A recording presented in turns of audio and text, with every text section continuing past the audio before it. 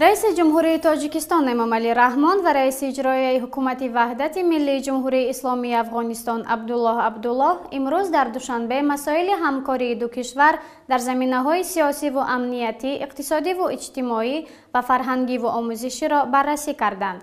در این دیدار بر گسترش همکاری دو کشور در مسائل امنیتی از جمله تأمین صلح و ثبات در مناطق مرزی و مبارزه با تروریسم و افراطگرایی و قاچاق مواد مخدر تاکید گردید.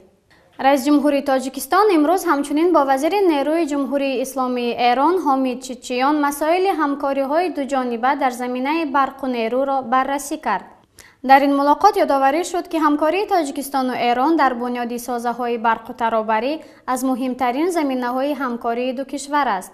همچنین بر گسترش همکاری‌های سه‌جانبه میان تاجیکستان و ایران و افغانستان از جمله ساختمان راه آهن و کشیدن خط برق و لوله آب میان سه کشور تاکید شد.